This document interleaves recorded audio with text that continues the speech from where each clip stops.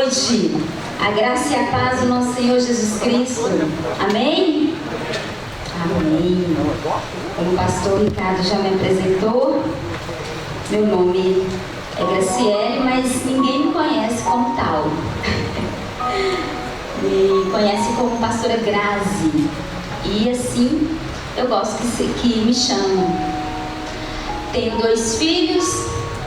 A minha caçula está aqui, ela morre de vergonha, mas mãe tem que pagar os micos de vez em quando, não é verdade?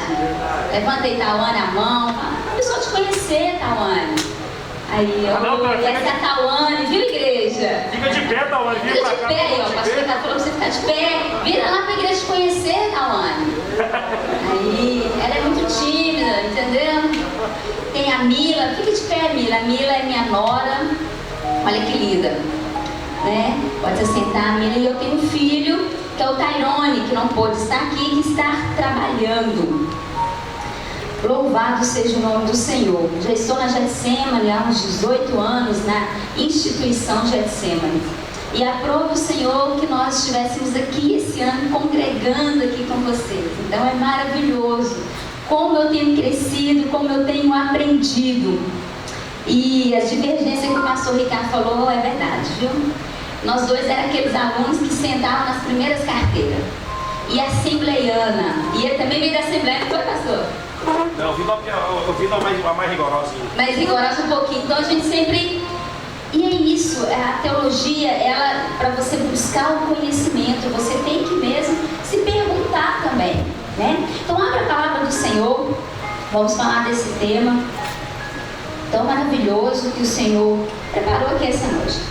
Filipenses 4, capítulo 4, versículo 6 em diante. É um texto bem conhecido, pode ficar sentado mesmo, tá, igreja? É um texto bem conhecido, mas nós vamos discorrer um pouquinho sobre o que essa palavra vem falando aos nossos corações. Paulo, quando escreve a Filipos, ele diz o seguinte, Filipenses capítulo 4, versículo 6. Deixa eu colocar o óculos.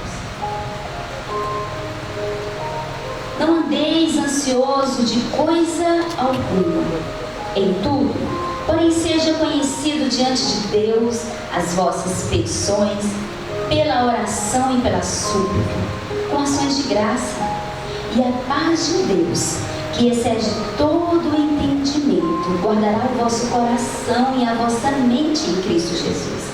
Finalmente, irmãos, tudo o que é verdadeiro, tudo que é respeitável, tudo que é justo, tudo que é puro, tudo que é amável, tudo que é de boa fama, se alguma virtude há, se algum louvor existe, seja isso o que ocupe o vosso pensamento. O que também aprendeste e recebeste, e ouviste, e viste em mim, isso praticai, e o Deus da paz será convosco. Vamos lá ver aqui que o salmista fala, Salmo 116. Salmo 116.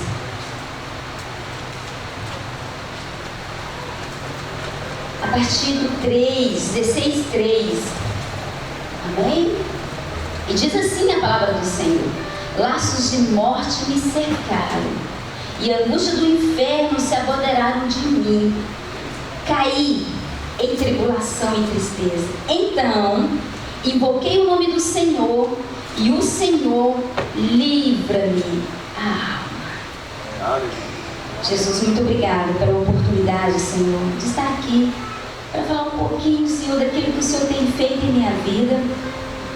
E eu te peço, Senhor, assim como foi profetizado através dos louvores, através da oração aqui, continue conosco, Senhor. Pai, eu declaro quanto sou dependente da Tua graça e da Tua misericórdia.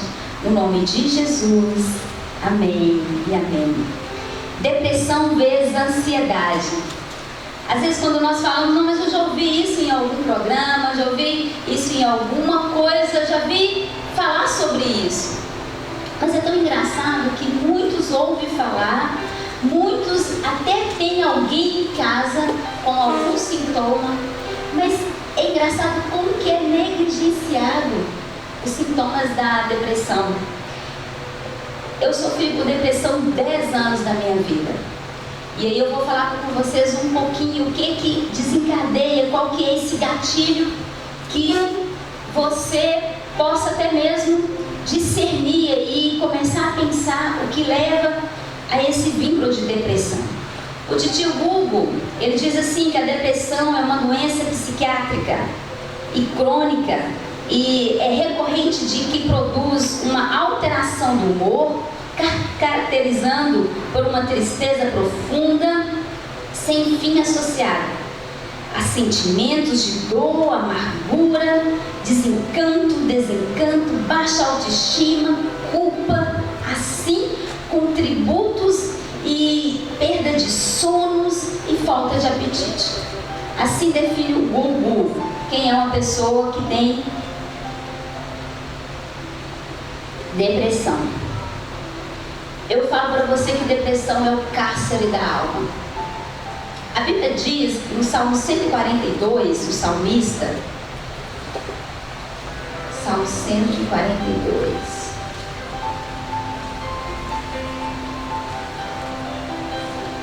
tira a minha alma do cárcere, para que eu dê graças ao teu nome. Os justos me rodearão quando me fizerem esse bem.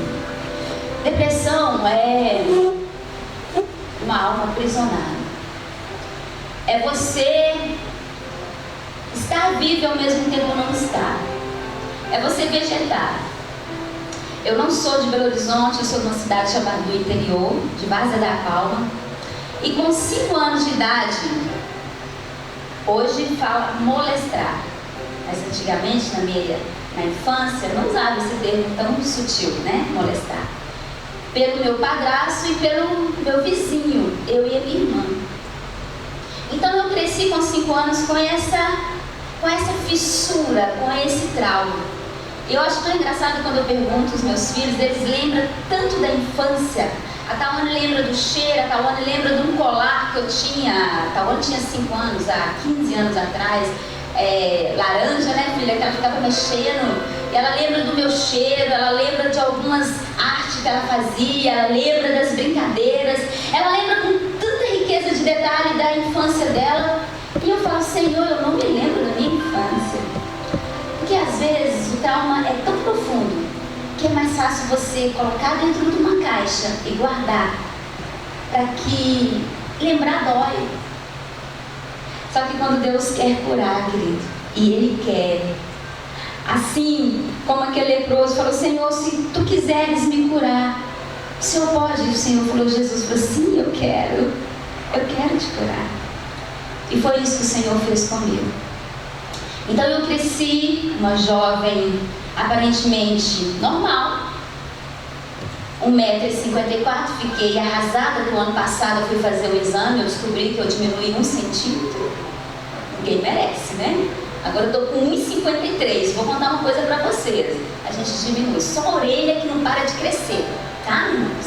A orelha não para de crescer, mas o tamanho, então hoje eu tenho 1,53 m. Por isso que eu abuso do salto de 15, de 12, se tiver 18 eu também uso. Eu falo que é as estratégias que Deus deu, glória a Deus. Tive os meus filhos, né, o Tairone e a Tawane, de um relacionamento, saí da igreja, falei, só a Assembleia de Deus achava que só essa instituição levava a Deus, então fui viver minha vida. Viver minha vida, vou ter os meus filhos, vou trabalhar, vou para a cidade grande, vou ver os prédios lindos, luminosos de Belo Horizonte. Achava Belo Horizonte o máximo e vim para Belo Horizonte com a cara e a coragem. Descobri que não era bem assim. Os prédios realmente eram lindos, até hoje eu fico encantada, gente do interior, eu fico encantada. Eu achava a Praça 7, ainda acho, os espaços, aqueles prédios lindos, eu falei, meu Deus, que coisa gigantesca, Senhor. E aí, jovens, me envolvi em um relacionamento. Quando você não espera o tempo de Deus, quando você apressa as coisas de Deus, quando você busca o seu prazer, quando você busca estar bem, quando você busca, é você que é dono do seu nariz, não, as coisas não saem dessa forma. Quando você toma a direção da sua vida, o controle da sua vida na mão, Deus fala assim: olha, eu quero cuidar de você, mas já que você tomou o controle da minha mão, então eu vou deixar você passar o que você tiver que passar. Mesmo sendo escolhida, eu nunca duvidei do meu chamado, nunca duvidei daquilo que Deus tem para mim. Só que eu escolhi ter um relacionamento, cuidar da minha vida, cuidar dos meus filhos, porque eu achava que eu faria isso muito bem sozinha. Então eu entrei num relacionamento abusivo. Depois de 3 anos nesse relacionamento, eu descobri, foi a primeira descoberta, onde eu passei uma noite e um dia chorando. Porque se nem o meu pai me agrediu, como que o meu companheiro poderia fazer isso? Era inaceitável, né?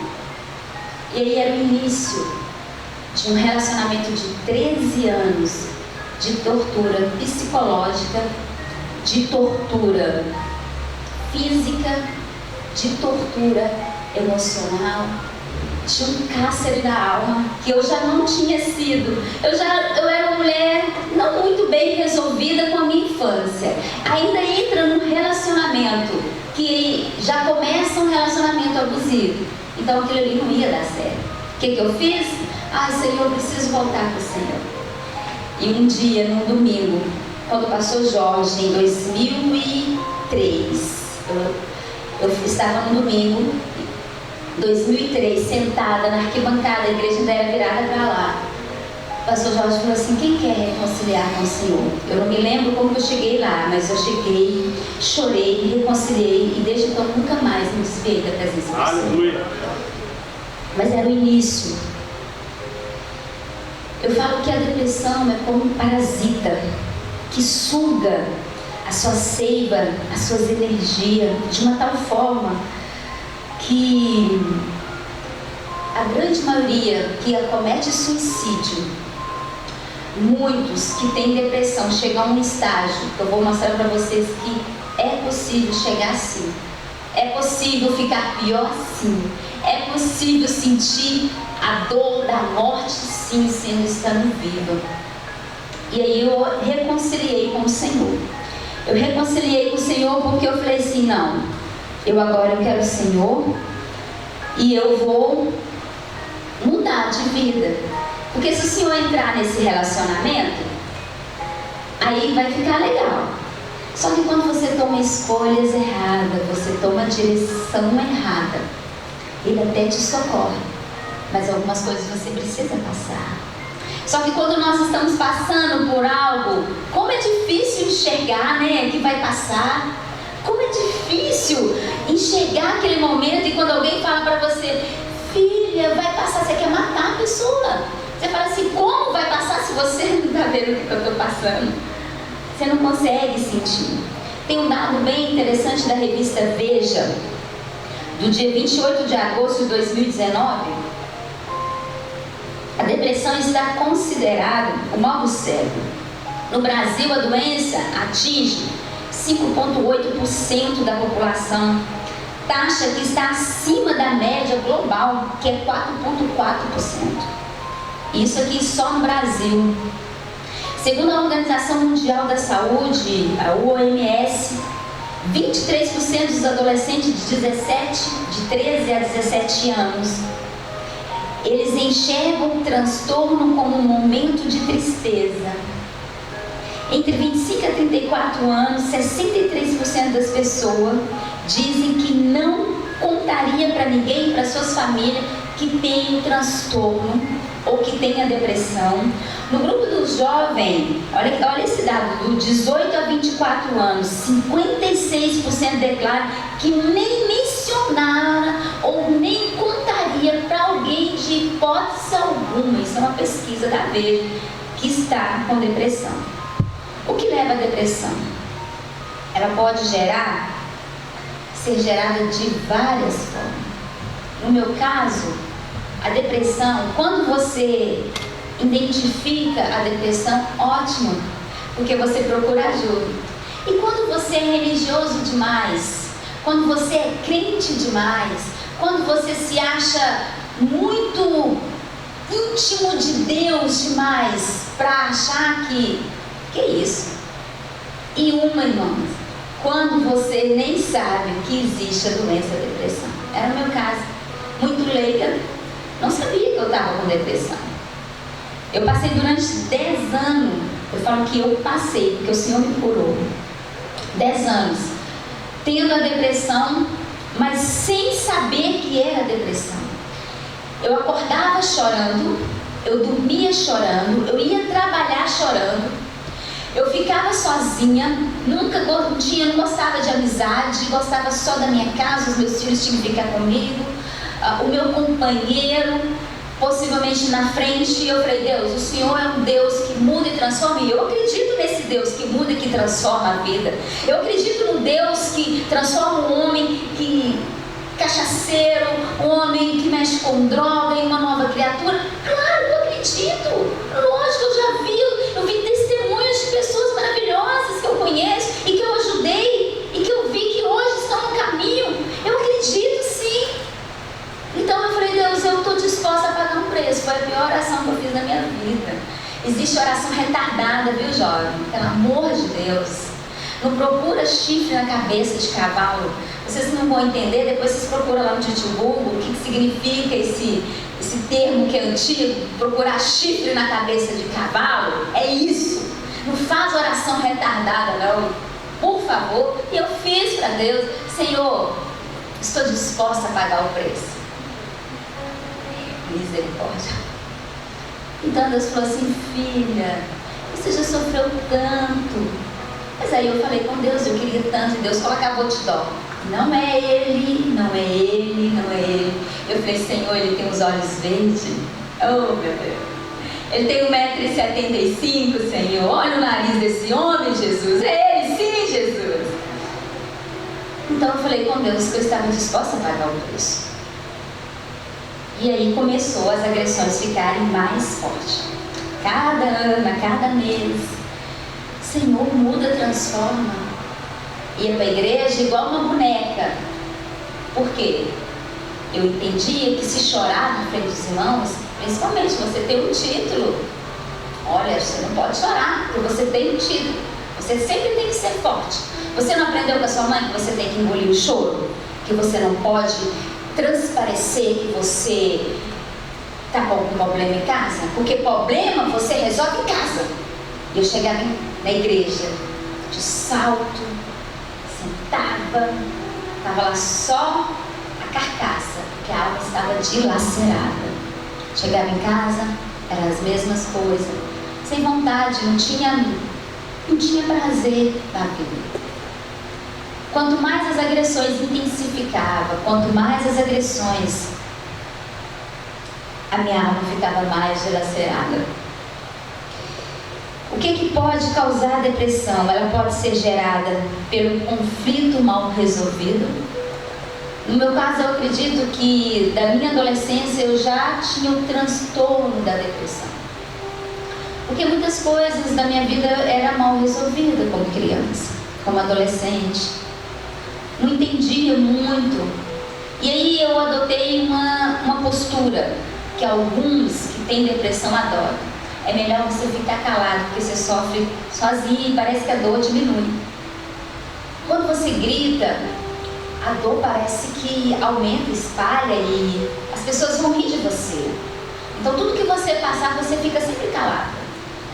Porque me disseram que eu tenho que ficar sempre calada, não contar para ninguém, não falar para ninguém. Olha, não fala isso que o titi fez, não fala isso, você é uma menina má. Você, quando você crescer, o que você vai ser? Nada. Quantos pais que falam isso com os filhos? Eu atendi gabinete na sede durante uns 3 a 4 anos. E quantas histórias de criança eu falava: Senhor, por favor, não permita, Senhor, que eu pegue algum caso que venha sobre abuso, Pai. Não permita, Deus, que eu não tenho estrutura para isso. E sabe o que acontecia?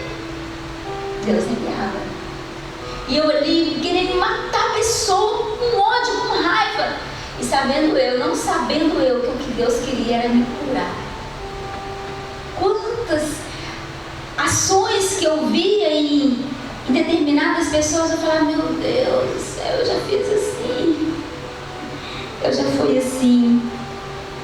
Casamentos, um término de um casamento, um divórcio, uma decepção, uma promessa não cumprida, isso gera depressão. Gera um quadro de depressão muito grande na vida da pessoa, que começa a dilacerar a alma.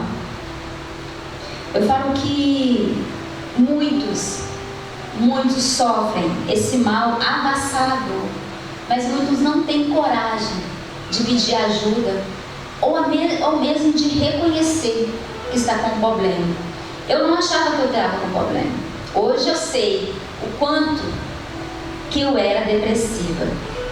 Mas a depressão para mim, na época, eu achei assim, quanto mais eu sofria, mais eu ficava perto de Deus. Olha que coisa louca. Não, Deus, era uma forma que eu sentia como se eu estivesse me purificando. E aquilo ali eu fui aceitando aquela situação, porque eu achava que de uma forma Deus iria mudar aquela situação, mas eu não tinha força para mudar a situação. É como se você falasse, Deus, resolve para mim aquilo que eu procurei com a minha mão. Até uma noite que eu cheguei no pronto-socorro, desacordada, e aí, quando você cai da escada, o médico sabe. Quando você é agredida, automaticamente é acionada a polícia militar. E aí a polícia militar pegou os meus dados, tal, e falou assim, gente, já são 7 processos e nada é feito. E ali eu estava imobilizada, porque o médico falou assim, provavelmente ela não vai andar, porque a coluna dela está toda moída. E aquilo ali eu falei assim, Deus, eu quero morrer. Eu quero morrer, Deus. Como que eu posso não andar? Eu prefiro morrer. Eu tenho a Tawane, tinha 12 anos, Tairone, 13. Meu Deus, eu prefiro morrer do que eu não andar mais. Porque a dor na alma é tão grande, é tão terrível. Por isso que eu falo um cárcere. Que eu achava melhor eu morrer. E eu tinha a ideia que se eu morresse, né, eu de uma certa forma, por eu ter saído da igreja, eu estava me punindo porque eu tive os meus filhos, porque eu saí da igreja, porque eu cortei o cabelo, porque eu andei de bicicleta, porque eu dancei, porque eu também bebi um copo de cerveja. Então eu merecia aquilo. Eu me punia o tempo todo, eu merecia aquilo. E quando me falavam, você é assim, você merece, sim. Eu falava assim dentro de mim, eu com a boca muito agressiva, eu era muito agressiva. Não, eu não sou assim. Eu tinha uma raiva incontrolável dentro de mim. Mas eu não sabia explicar. Acho que eu participei de uns 5 veredas antigos, 300 acampamentos de cura interior. Fiquei amigo dos irmãos do cura interior, os meus filhos, então, minha filha. Ela fala, mãe, não fala disso, mãe. Depois ela fala isso lá em casa, mãe, passa vergonha, mãe. Mas sabe o que acontece quando nós estamos dentro da igreja? Nós não conseguimos identificar de fato o que está nos acometendo. No meu caso, eu fiquei tão religiosa, que quanto mais eu sofria, mais eu achava que eu estava sendo santa. Olha que coisa louca, doentio. É um estágio da depressão. Por que motivo eu me puniria? Por que motivo Deus teria que me punir? Por que motivo? Sim, aí eu começava a lembrar. Mas aí eu aprendi que jamais pergunte a Deus o porquê ou para quê.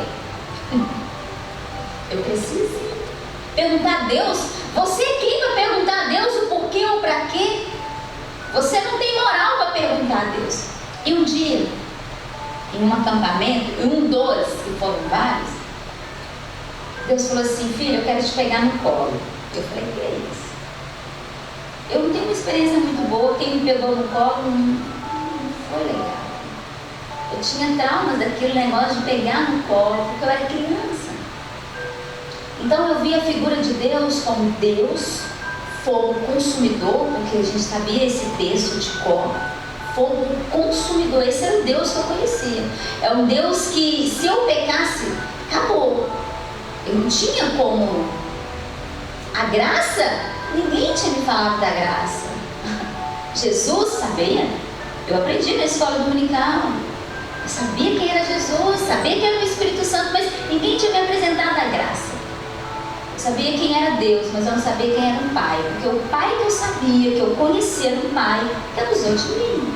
Era um Pai que eu tinha uma ideia que ia me machucar. Era um Pai que ia me ferir. Esse era o Pai que eu tinha na mente.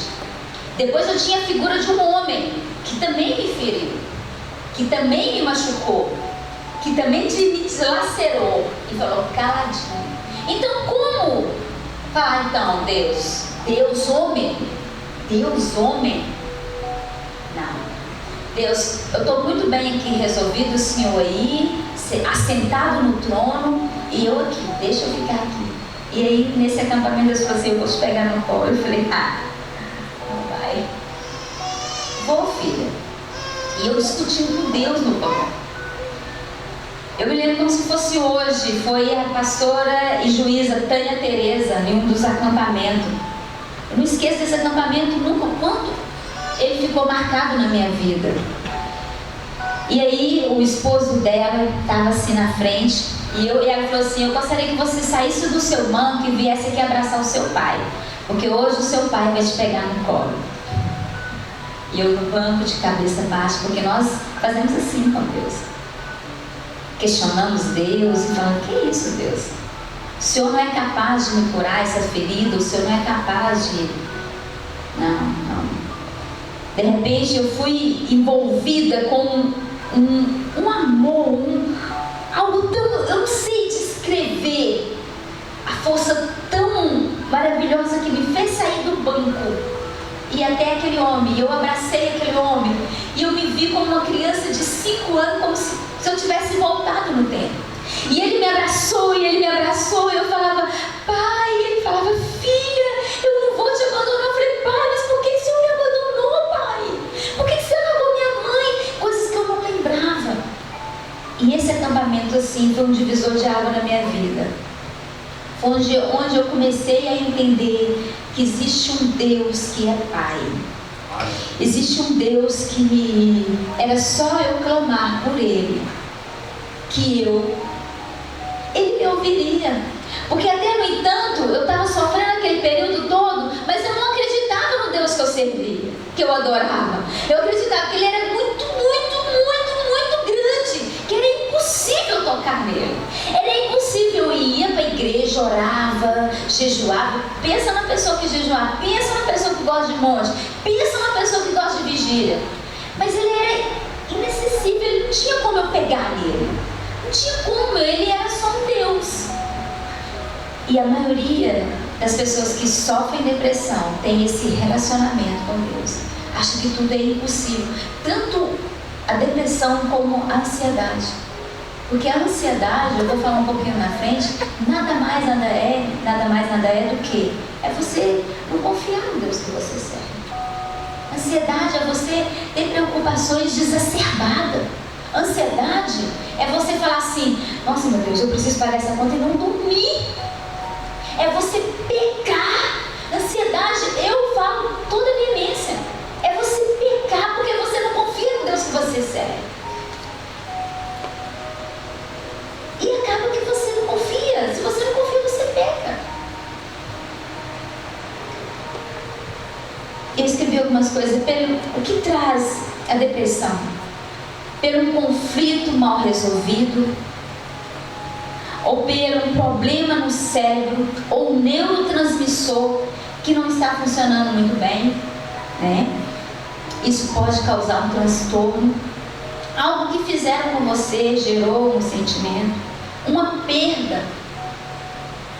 Eu já tratei pessoas com depressão porque a mãe foi embora, o pai foi embora e deixou ela. E ela não aceitou. Por que que minha mãe foi embora? Por que que meu pai morreu? Eu era tão jovem. Os meus pais morreram. E não aceitou aquilo. E aí desenvolveu um quadro de depressão. Hebreus, do capítulo 12, versículo 15, fala algo tão interessante que na parte B, que para nenhuma raiz de amargura que brotado vos perturbe, e porque elas muitos sejam contaminadas. Olha o que a palavra de Deus fala.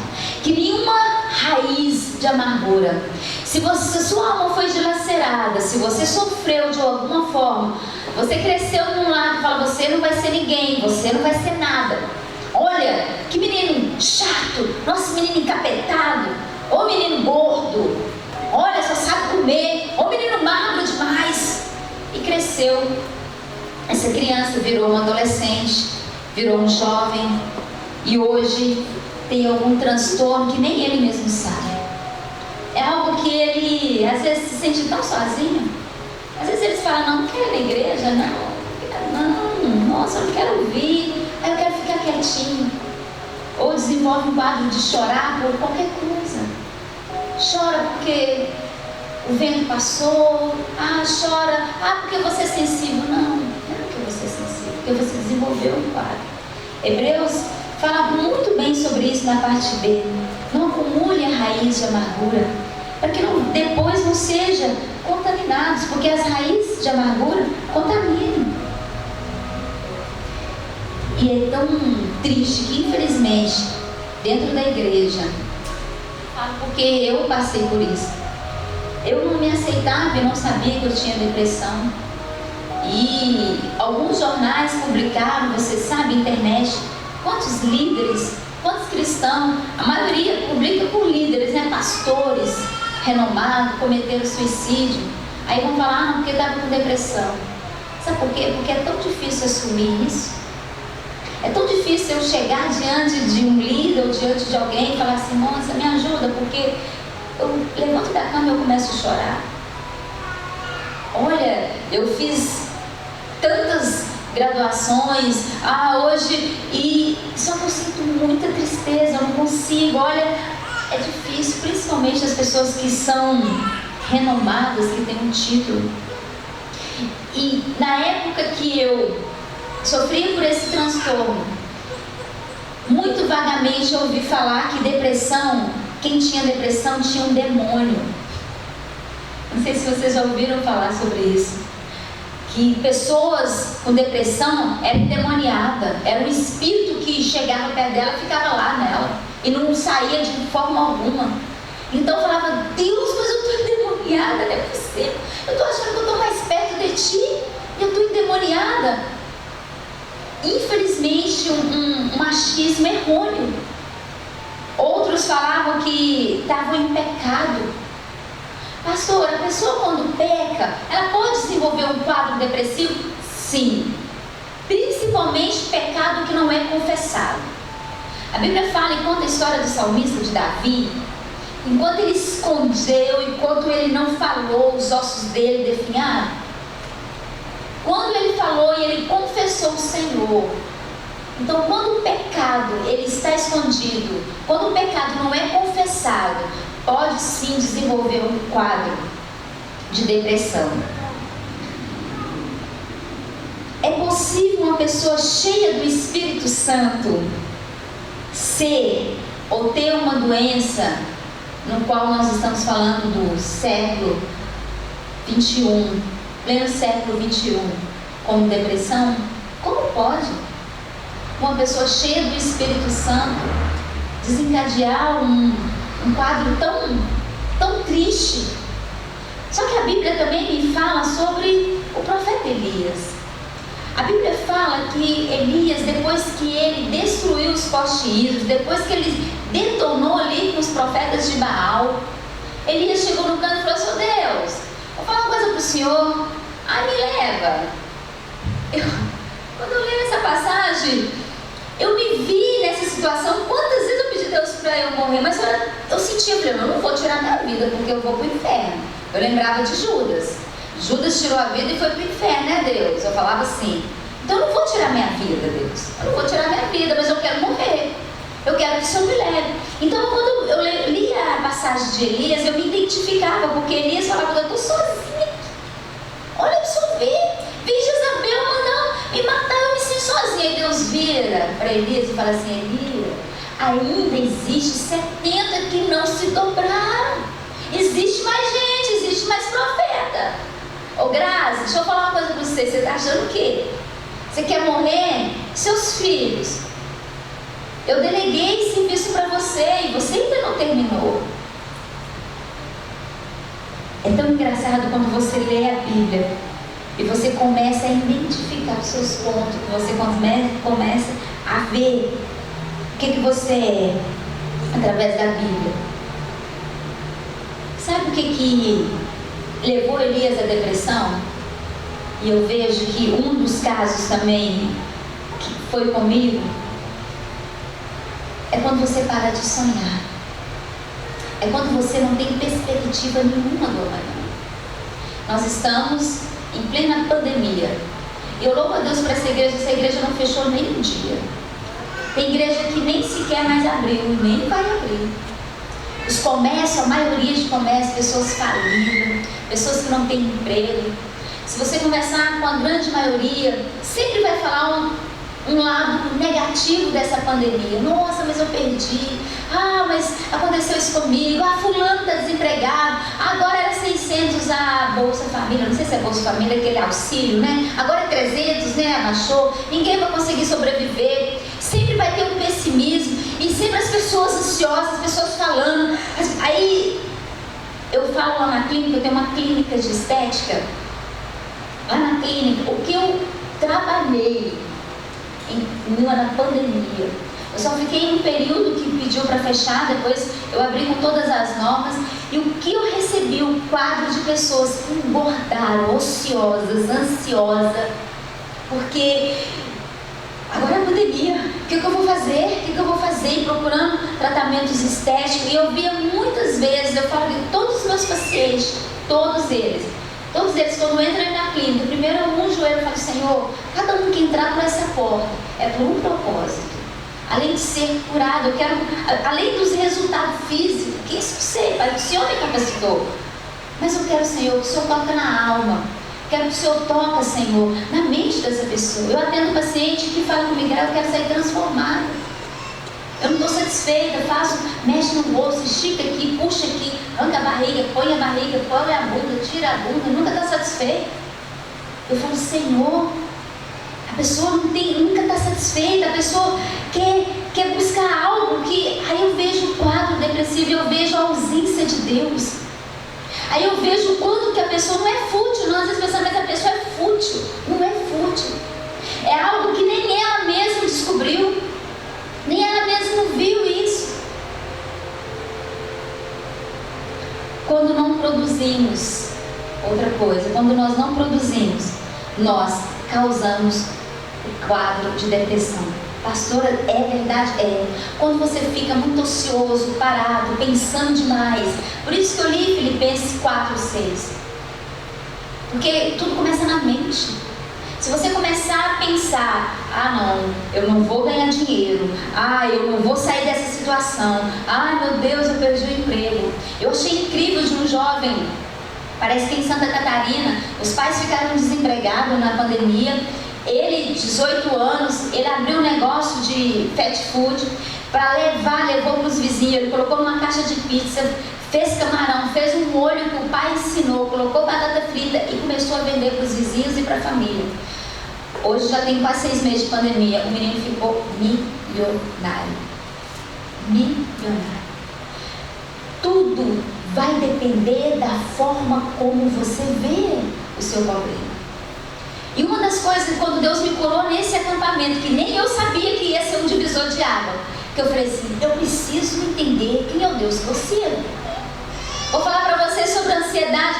Pastor, você não tem ansiedade? Claro, toda pandemia. Eu não tenho salário fixo. Pago o aluguel da minha casa, pago o aluguel da clínica, que não é barato. Não tinha fundo de caixa, meu Deus do céu, como é que uma pessoa trabalha sem fundo de caixa? Era eu. Não tinha um plano emergencial, não tinha aplicações, não tinha nada. E de repente manda fechar. E aí eu fiquei, Senhor, 15 dias. O primeiro dia, não, tá? É aquela ideia, quando nós entramos na pandemia, a gente pensou que ia ser só 15 dias, um mês. Quem pensou assim? Porque eu pensei que ia ser muito rápido, né? Rapidinho esse trem vai passar. Foi dando um mês, foi dando 2 meses e nada de passar. E aí uma emissora só propagando que o trem estava pior, que as covas já estavam abertas, que as pessoas iam morrer. Eu falei, meu Deus, eu não quero assistir mais televisão. Quando a Bíblia fala de ter fé, chamar a existência, é um pouquinho disso. É um dos pontos para a cura da depressão. Uma pessoa sem fé, eu vou te falar assim, 100% você não vai sair da depressão. Se você não tiver fé, você não vai ser pastor.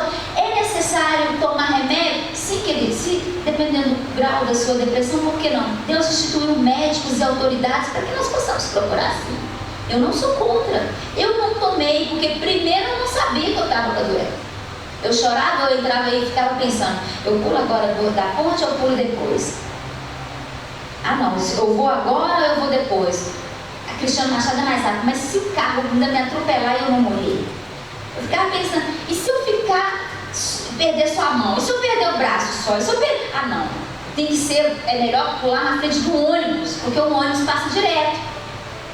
O estágio da depressão é muito triste. O meu filho com 5 anos, ele entrou num quadro de depressão. Mãe depressiva, filho depressivo. E aí eu achava que isso, depressão. E o pastor Euquias, sou apaixonada com o pastor Euquias, sua esposa, que foi até a minha casa e orou pelo meu filho e falou, seu filho precisa de ajuda. Seu filho precisa de um psicólogo. Meu Deus, que psicólogo? O que é isso? É um médico? É o que é? Ele está doente, ele precisa de ajuda. Eu falei assim, mas se orar, jejuar, buscar? Não, seu filho precisa de ajuda, pode orar, jejuar, mas seu filho precisa de uma ajuda. O meu filho começou a babar, ficava na cama, ele começou a assistir aquele filme, na época era DVD, cassete, o Shrek várias vezes por dia. Ele começava isso, ele estava parado, ele repetia as falas do bicho, dava até medo.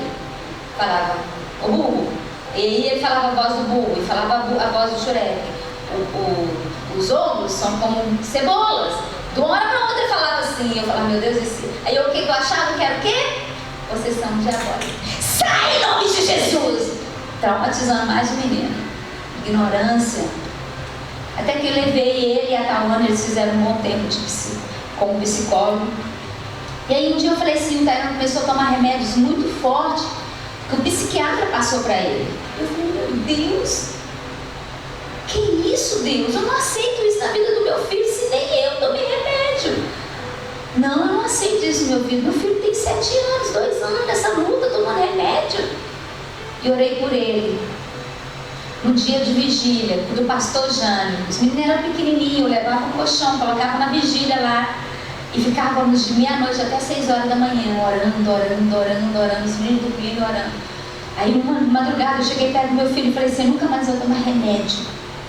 Nunca mais você vai tomar remédio. Hoje eu vou suspender os seus remédios.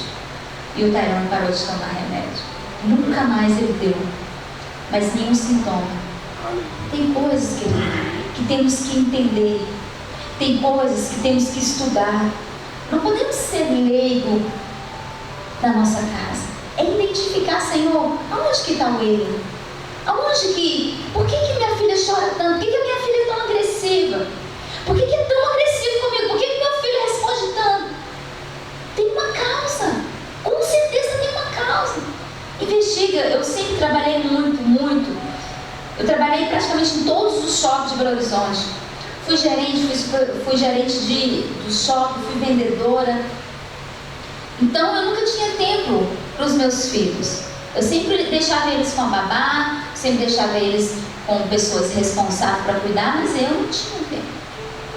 Porque eu estava ocupada demais com os meus problemas. Eu quis um refúgio, eu queria uma válvula de escape. E outra coisa, jovem, Eu vi no meu relacionamento, que tanto que eu sofri durante 3 anos, o meu relacionamento, o meu companheiro era o meu porto seguro. Quando você deposita as suas energias, as suas esperanças numa determinada pessoa, ou em alguém, ou em alguma coisa, sempre vão nos frustrar. Foi isso que aconteceu comigo. Eu achava que ele poderia me salvar, me dar um lar, cuidar dos meus filhos, pai dos meus filhos.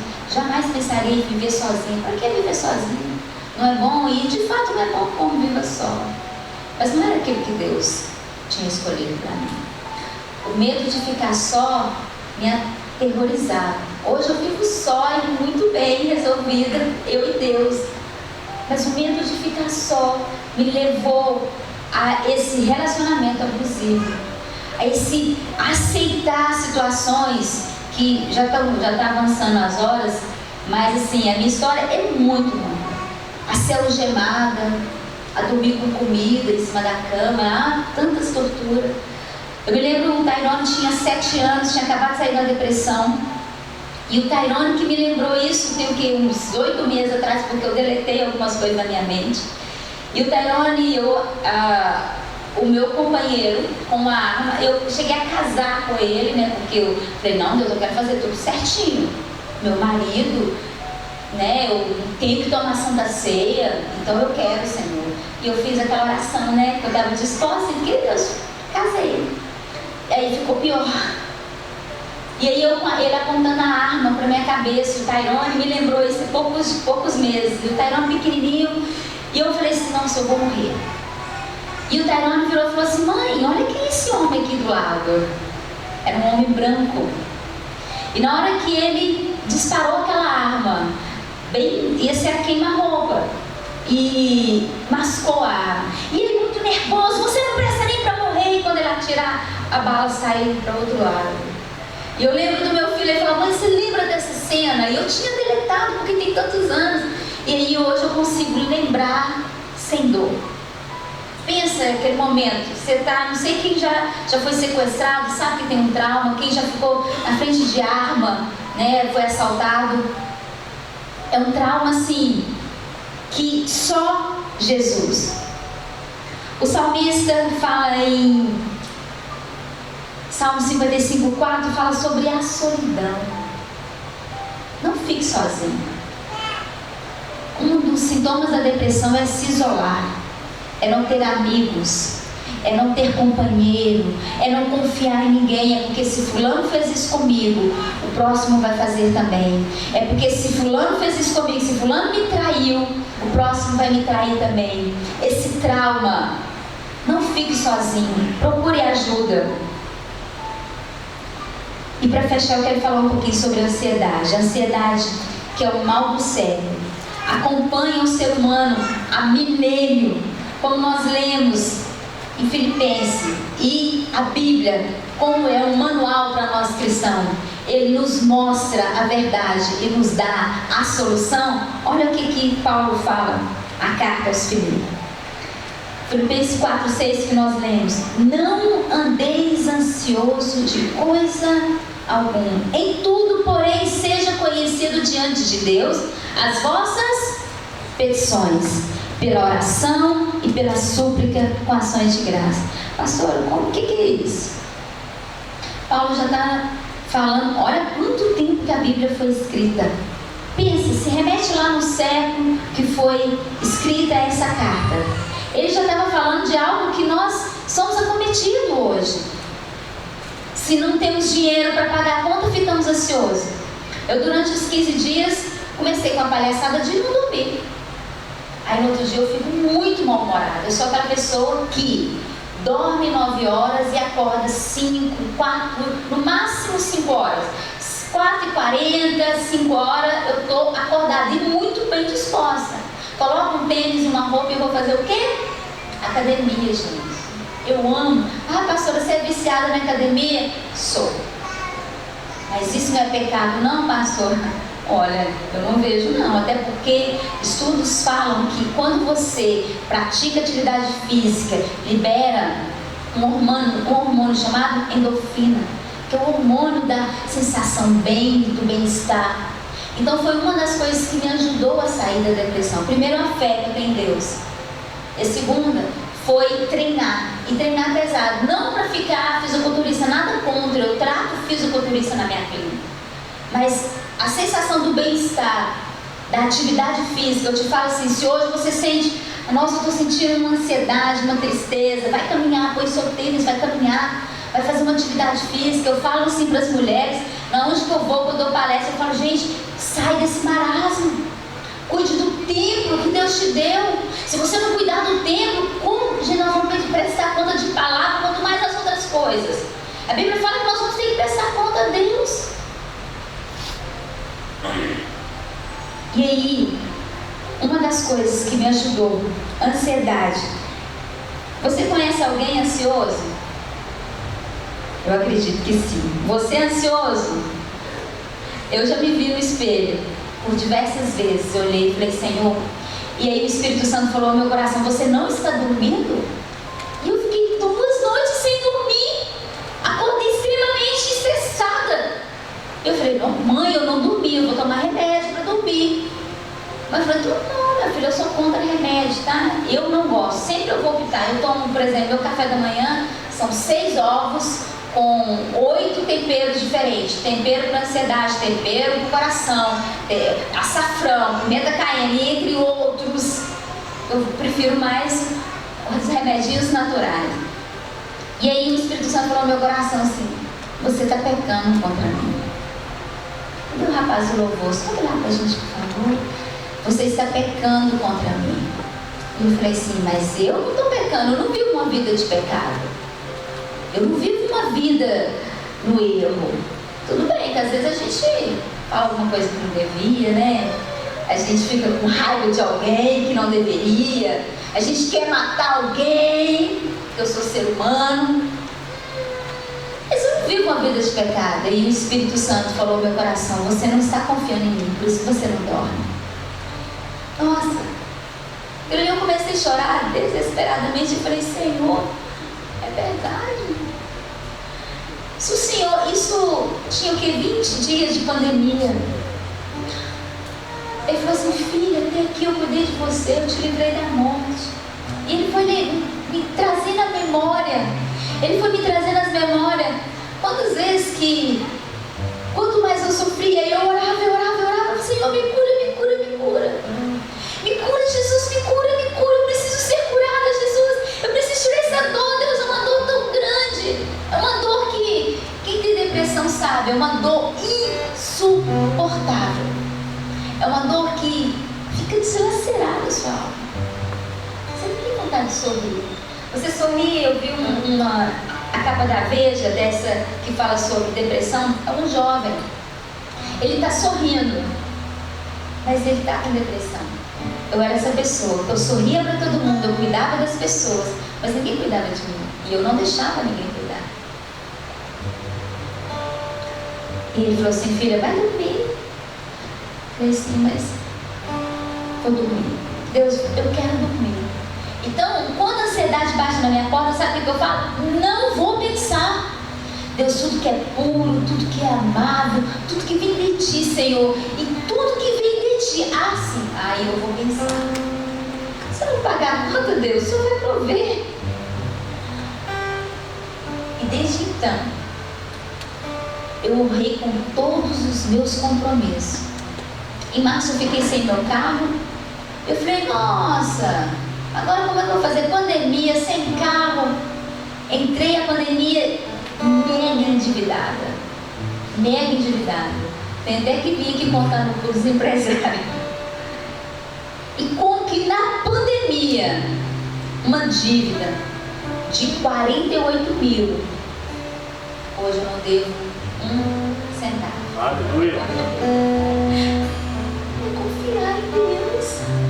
Pastora, não tem uma forma, tem um ingrediente para sair da depressão? Pronto, que eu posso pegar? Não.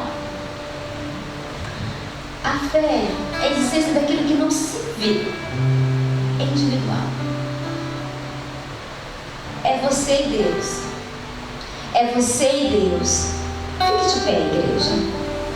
Fique de pé. Eu gostaria que você fechasse os olhos.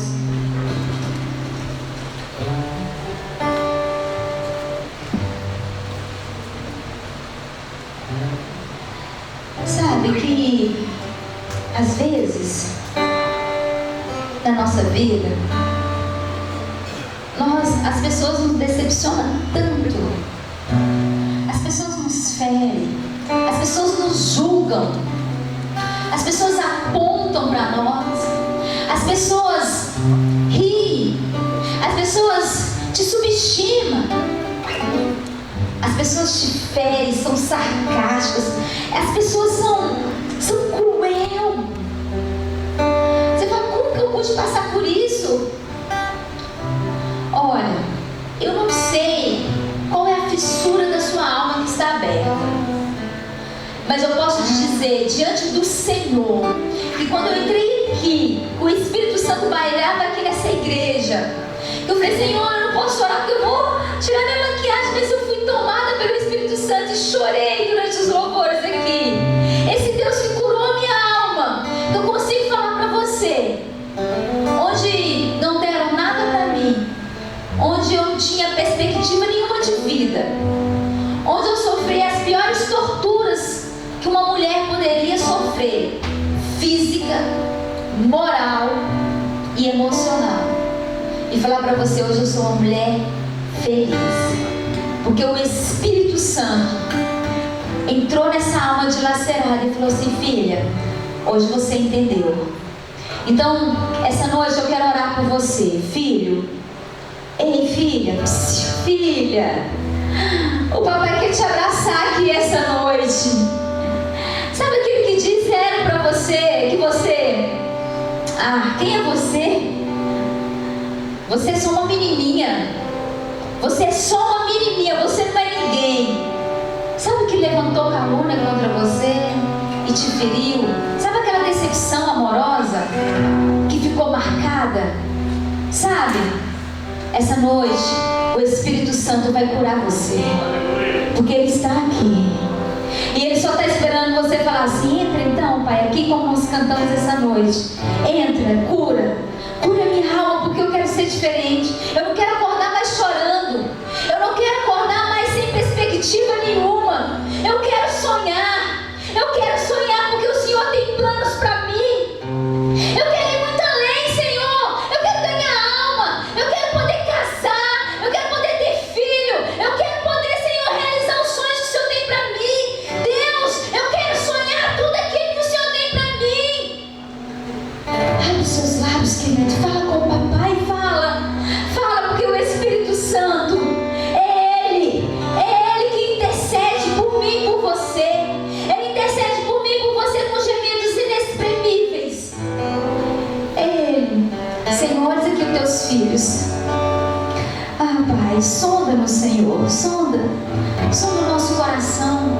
Tem coisa, Pai, que nós nem sabíamos que tinha, mas nessa noite o Espírito Santo está mostrando aquele vão, aquela dor que muitos dos seus filhos nem entendem, Pai. Por que está assim? Por que está triste de repente? Por que está tão ansioso? Paizinho, pega os seus filhos no colo, Pai. Assim como eu fui abraçada, assim como eu fui encontrada nessa noite, que as tuas filhas, Senhor, possam sentir um Pai que cuida, um Pai amoroso, um Pai que perdoa. Pai, esse papai que me resgatou. Deus, eu não sei quais têm sido a ansiedade dos teus filhos, se eles têm preocupado, Senhor, com a vida financeira, Pai, eu não sei, mas uma coisa eu aprendi, Pai, nessa pandemia. O Senhor, Pai, como o Senhor cuidou da minha família, como o Senhor não deixou faltar nada, Senhor. O Senhor supriu muito além daquilo que eu pedi, Senhor, aquilo que eu poderia pensar, Pai. O Senhor foi muito mais além. Então olha os teus filhos, Jesus. Tira essa angústia, Pai. Olha a faculdade, Senhor, que está atrasada.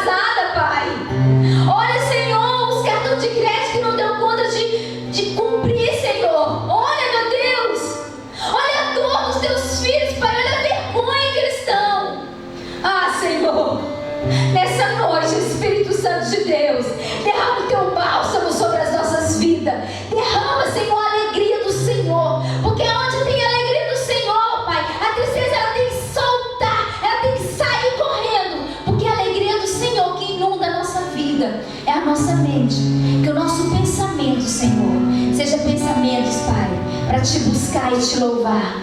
Existem 3 estágios, Pai, para a cura da depressão. O primeiro, Jesus, é reconhecer o Senhor, Pai, que o Senhor é o Senhor de tudo, é o Deus de tudo e de todos.